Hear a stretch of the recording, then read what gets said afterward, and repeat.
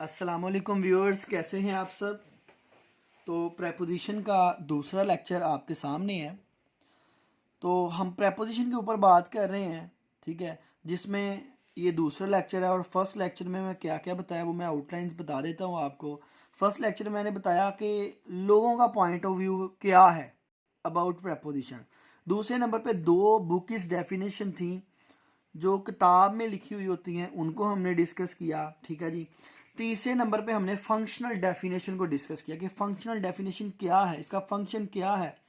तो जो प्रेपोजिशन होती है, दो तरह के फंक्शंस जो है वो सर अंजाम देती है। First of all as a adverb particle, और नंबर दो एडवर्ब के तौर पर इस्तेमाल होती है, जिसमें प्रेपोजिशन एज एडवर्ब पार्टिकल को मैं लेक्चर नंबर 1 में डिफाइन कर चुका हूँ। आगे इसके तीन फंक्शंस थे।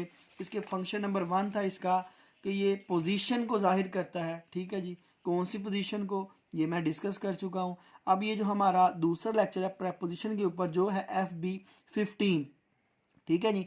और अगर आप फर्स्ट वाला लेक्चर लेना चाहते हैं तो FB14 पे क्लिक करें, ठीक हो गया जी। तो इसी तरह जो भी हमारी सीरीज़ चलेगी डायरेक्ट इनडायरेक्ट की, वो होगी DD1 DD2 के नाम से। जो एक्टिव वाइज पैसिव वाइज होंगे V1 V2 के नाम से सीरीज़ चलेगी। जो टेंसेस की सीरीज़ होगी वो T1 T2 T3 के नाम से चलेगी। तो ये हमारा FB15 है, जिसमें हम अपने रिमेनिंग पार्ट जो प्रेपोजिशन है उसको डिस्कस करेंगे जी। तो जो फंक्शंस ऑफ प्रेपोजिशन है एज एडवर्ब पार्टिकल, उनमें हमने पहला जो फंक्शन था कि ये पोजीशन को कैसे जाहिर करता है वो हमने डिस्कस कर लिया था। अब हम आते हैं डायरेक्शन की तरफ, ठीक है जी। तो प्रेपोजिशन का जो मकसद होता है वो डायरेक्शन को भी शो करना होता है। एक एक्शन और डायरेक्शन के दरमियान जो होती है लिंक होता है, जो रिलेशन होता है, उनको जाहिर करना होता है। कैसे देखते हैं जी। मैंने एक सेंटेंस लिखा, he is going up the stairs, ठीक है जी। He is going up the stairs, या यूं कह लें he is going down the stairs, ठीक है। तो यहाँ पे फर्स्ट ऑफ ऑल मैंने आपको एक बात बताई थी कि प्रेपोजिशन का जो मकसद होता है वो होता है मीनिंग्स क्रिएट करना। तो अगर मैं यहाँ पे देखूँ, आप यहाँ डाउन ना लगाऊं तो पूरे सेंटेंस का कोई मीनिंग क्रिएट नहीं हो रहा। लेकिन ही is going up the stairs तो मीनिंग क्रिएट हो गए कि वो ऊपर जा रहा है, ठीक है। अगर डाउन करूंगा तो वो नीचे आ रहा है, ठीक हो गया जी। तो प्रेपोजिशन का पहला जो फंक्शन है वो क्या है, वो होता है मीनिंग्स को क्रिएट करना। चूंकि इसका दूसरा फंक्शन जो है वो डायरेक्शन देना है, डायरेक्शन के बारे में आगाही देना है, तो ये डायरेक्शन को बता रहा है, अप एंड डाउन, ठीक हो गया। अब दूसरे नंबर पे हम देखते हैं कि एज एडवर्ब पार्टिकल ये है भी कि नहीं है। तो एडवर्ब पार्टिकल को देखते हैं कैसे पता चलेगा जी। ही इज गोइंग, तो इस कहाँ जा रहा है जी भाई वो, तो इस जो जो जो वेयर है ना, इसका आंसर है अप द स्टेयर्स। तो अप द स्टेयर्स क्या है, अप द स्टेयर्स जो वेयर का आंसर होता है, जो व्हेन का आंसर होता है, जो हाउ का आंसर होता है, वो क्या कहलाते हैं, वो एडवर्ब कहलाते हैं। और जो एडवर्ब होता है अगर उसके साथ कोई एक वर्ड से ज़्यादा वर्ड्स पे मुश्तमिल हो तो उसको हम कहते हैं एडवर्ब फ्रेज, ठीक हो गया जी। तो ये एडवर्ब फ्रेज है अप द स्टेयर। और जो एडवर्ब फ्रेज में जो प्रेपोजिशन होती है उसको हम कहते हैं एडवर्ब पार्टिकल, ठीक हो गया जी। ये दूसरी बात मैंने जो प्रूव कर दी। तीसरे नंबर पे क्या बात है कि जो रिलेशन को जाहिर करता है वो होता है नाउन ग्रुप या वर्ब ग्रुप के जो दरमियान जो रिलेशन होता है उसको जाहिर करता है। अब ये गोइंग क्या है, वर्ब, और स्टेयर्स क्या है, नाउन। तो ये इन दोनों के रिलेशन को किसने जाहिर किया, प्रेपोजिशन ने, ठीक हो गया जी। तो ये तीसरी बात भी क्लियर हो गई। अब यहाँ पे जो कंसेप्ट है, कंसेप्ट क्या है कि प्रेपोजिशन का जो फंक्शन होता है, जो मकसद होता है, वो है रिलेशन को जाहिर करना between an action and direction, ठीक है जी, between an action and direction. अब यहाँ पे जो बात है वो समझने वाली है, ये चीज़ आपके लिए नहीं होगी। अगर कोई मुझे कहता है कि सर आप कहाँ रहते हैं, ठीक है जी, आप कहाँ रहते हैं, तो मैं उसे कहूँगा जी आप गुजरांवाला आ जाओ, ठीक है। अब वो कहेगा सर मैं गुजरांवाला आ गया हूँ, अब वॉक करूँ किस साइड पे, ठीक है जी। तो ज़ाहिर है मैंने अब उसे क्या बताऊंगा, उसको डायरेक्शन बताऊंगा। डायरेक्शन के बगैर तो वो आ ही नहीं सकता, ठीक है जी। तो अब हुआ क्या, यहाँ पे एक एक्शन क्या हो रहा है, वॉकिंग हो रहा है, और दूसरी तरफ क्या है, डायरेक्शन है, ठीक है जी। तो हर एक्शन के दरमियान एक डायरेक्शन होती है जिसको जाहिर कौन करता है, प्रेपोजिशन करती है। ठीक है जी, तो प्रेपोजिशन एज एडवर्ब पार्टिकल उसका एक फंक्शन डायरेक्शन भी है कि ये हमें एक रिलेशन पैदा करता है किसके दरमियान, एक एक्शन और डायरेक्शन के दरमियान। ठीक हो गया जी। अच्छा आगे चलते हैं, जो तीसरा फंक्शन है इसका प्रेपोजिशन एज एडवर्ब पार्टिकल का, वो है टाइम। ठीक है जी, टाइम का अब वो कैसे देखते हैं। He will arrive here. ठीक है जी, आगे मैंने यहाँ पे 3 प्रेपोजिशन यूज की हुई हैं। हम ये भी कह सकते हैं at sunset, before sunset, after sunset. ठीक है जी, हम कुछ भी यहाँ पे लगा सकते हैं। मैं अगर इनको ऐसे छुपा दूं प्रेपोजिशन को, तो फर्स्ट ऑफ ऑल क्या होगा, सेंटेंस जो है वो मीनिंगलेस हो जाएगा। He will arrive here sunset, तो पता ही नहीं चल रहा कि भाई कब। लेकिन अगर मैं कह दूं he will arrive here before sunset या एट सनसेट या आफ्टर सनसेट, तो क्या होगा, मीनिंग्स क्रिएट हो गए। क्लियर हो गया। और उसके बाद दूसरी बात क्या हमें पता चली कि ये वक्त के बारे में बात हो रही, क्योंकि इसका फंक्शन जो होता है वो टाइम को जाहिर करना होता है। ठीक है, तो ये टाइम आ गया इसमें। अब हम देखते हैं 2 चीज़ें और भी तो प्रूव करनी है, क्या ये वाकई एडवर्ब पार्टिकल भी है कि नहीं। अच्छा अब देखते हैं, he will arrive here when, कब आएगा, तो कब का आंसर है एट सनसेट।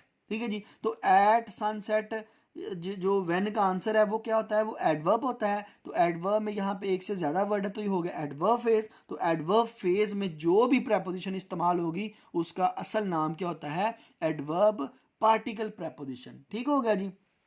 अब एक चीज ये भी क्लियर होगी, 2 चीजें मैंने क्लियर कर दी। एक ये कि एडवर्ब का जो फंक्शन होता है वो होता है मीनिंग्स क्रिएट करना। दूसरा मैंने आपको ये बात क्लियर कर दी, प्रूव कर दी कि ये अगर हम बात कर रहे हैं प्रेपोजिशन एज एडवर्ब पार्टिकल, तो ये यहाँ पे एडवर्ब पार्टिकल मौजूद है।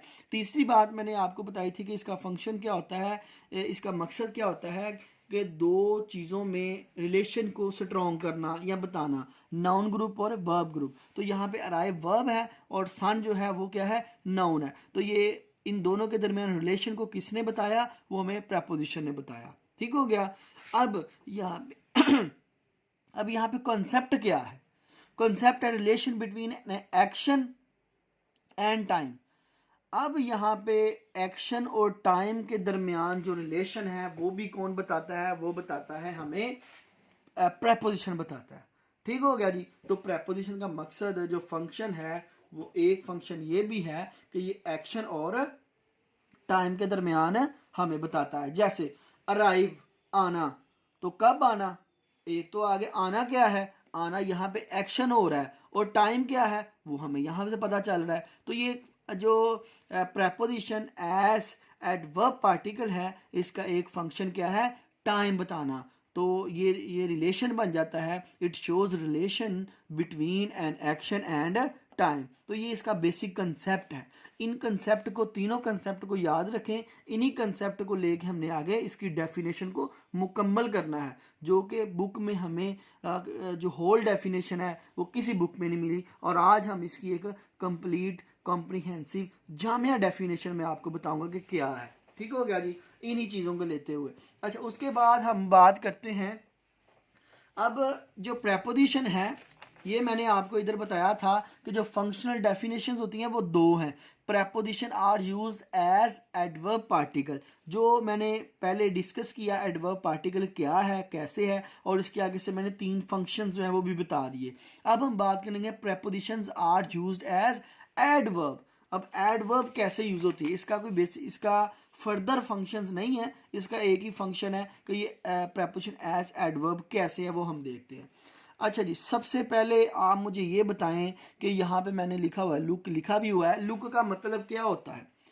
लुक का मतलब क्या होता है, जब भी आपसे लुक का मतलब पूछा जाएगा ना तो आप कहेंगे देखना। ठीक है जी, लुक का मतलब क्या होता है, देखना। नहीं जी, इसका मतलब देखना नहीं होता। अगर लुक एट होता तो फिर होता है इसका मतलब देखना। लुक का मतलब होता है दिखाई देना। ठीक है जी, लुक का क्या मतलब है, दिखाई देना। अब इस चीज की आपको आगे जाके मैं बताता हूं। मैं एक सेंटेंस लिखता हूं, शी इज लुकिंग, ये मैं प्रपोजिशन को यहां पे हाइड कर लेता हूं। ठीक है, she is looking the child, she is looking the child. अब ये सेंटेंस क्या है, ये तो मीनिंगलेस हो गया। तो प्रपोजिशन का मकसद क्या है, प्रेपोजिशन का मकसद है मीनिंग्स क्रिएट करना। तो मैं यहाँ पे अगर लिख दूँ she is looking at the child, तो फिर इसका मतलब बनेगा देखना।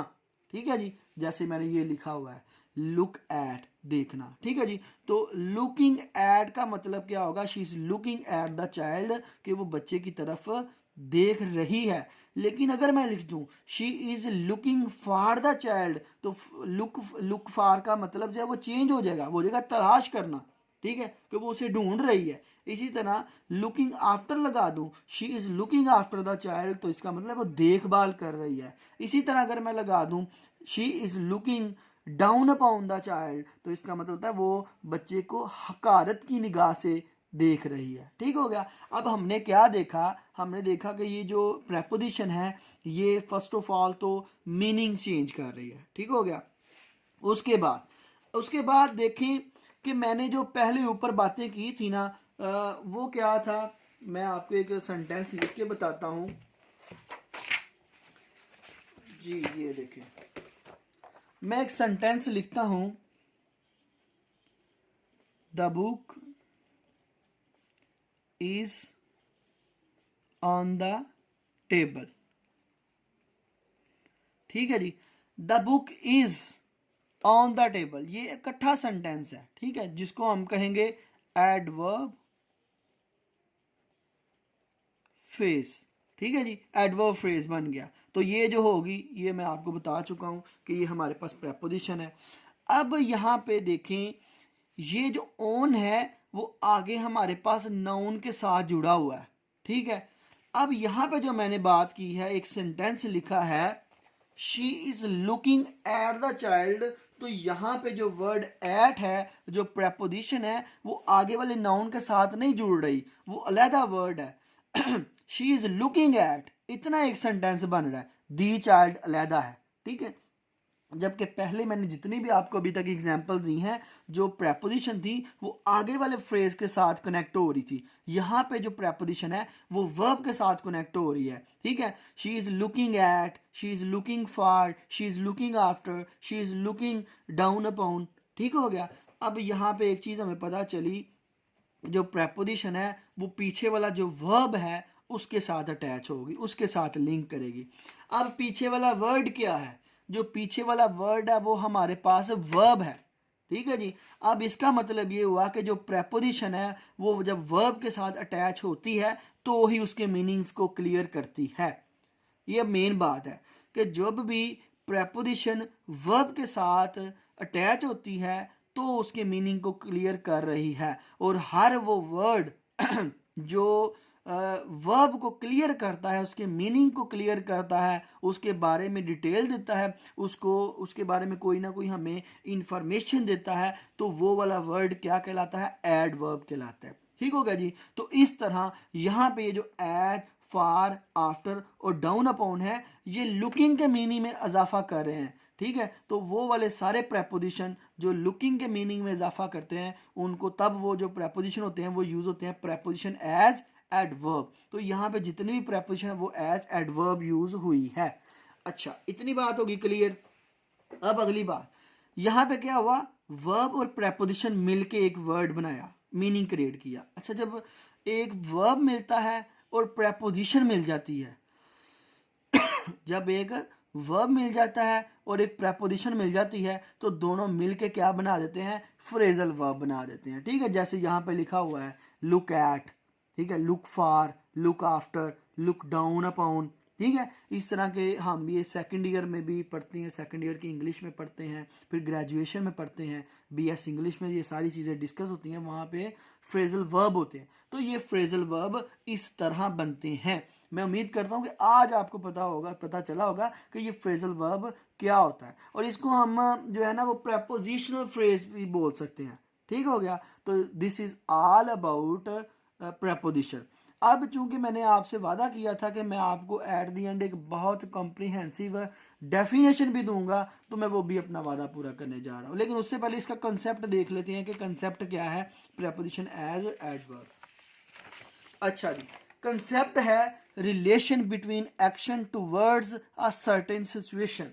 यहाँ पे क्या होता है, यहाँ पे रिलेशन बनाया जाता है किसी एक्शन का। ठीक है, एक्शन का किसी खास सिचुएशन की तरफ। जैसे यहाँ पे देखें, एक्शन क्या था, लुकिंग, ठीक है, कंसेप्ट क्या है, action, relation between an action, तो एक्शन क्या हो गया, लुकिंग, देखना, टूवर्ड्स अ सर्टेन सिचुएशन, किसी खास सिचुएशन की तरफ, ठीक है, सूरत हाल की तरफ। तो दी चाइल्ड यहाँ पे क्या है, कोई खास सूरत हाल है, तो ये इसका कंसेप्ट है। अब हम बात करते हैं एक कॉम्प्रिहेंसिव डेफिनेशन के ऊपर, एक comprehensive and a functional definition of preposition.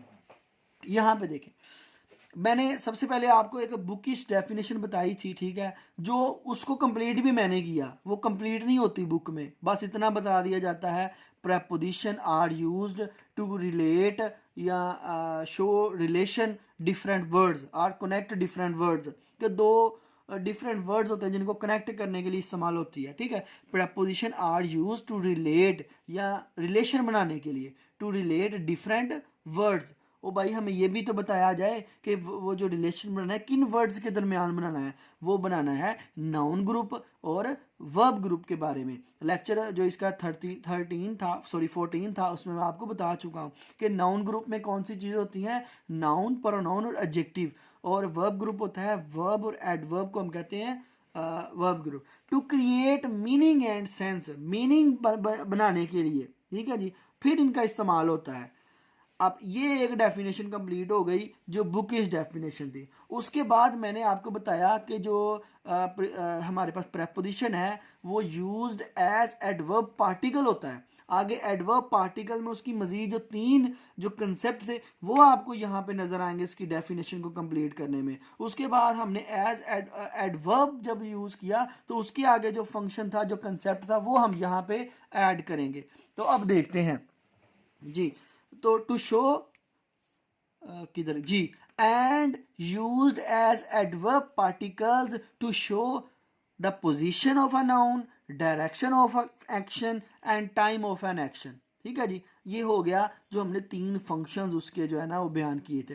अब ये देखें, ये भी तो पता होना चाहिए कि इसका जो फंक्शन है ये नहीं कि काम कुछ, एक वर्ड जो काम कुछ और कर रहा है और हम उसकी डेफिनेशन में कोई और वर्ड बता रहे हैं, कुछ और डेफिनेशन कर रहे हैं, तो जो उसका फंक्शन होता है डेफिनेशन भी उसी के अकॉर्डिंग होनी चाहिए।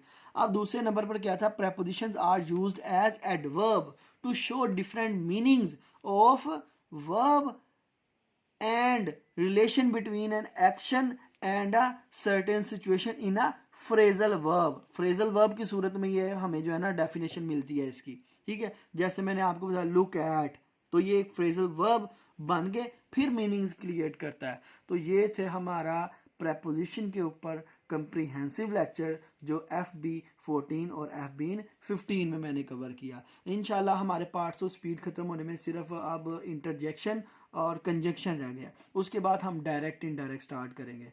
तो इंशाल्लाह आपको बहुत सारे न्यू कंसेप्ट मिलेंगे और मैंने अपना वादा पूरा किया। आज मैंने प्रेपोजिशन के ऊपर एक कॉम्प्रीहेंसिव लेक्चर दिया, ये आपको लेक्चर यूट्यूब के ऊपर नहीं मिलेगा इंशाल्लाह, ठीक है जी। अपना बहुत सारा ख्याल रखिएगा। मैं बहुत ही जल्द जो है ना अब नया जो लास्ट हमारा लेक्चर होगा FB16 के साथ आपके सामने हाजिर होऊंगा। अपना बहुत सारा ख्याल रखिएगा। अल्लाह हाफिज़।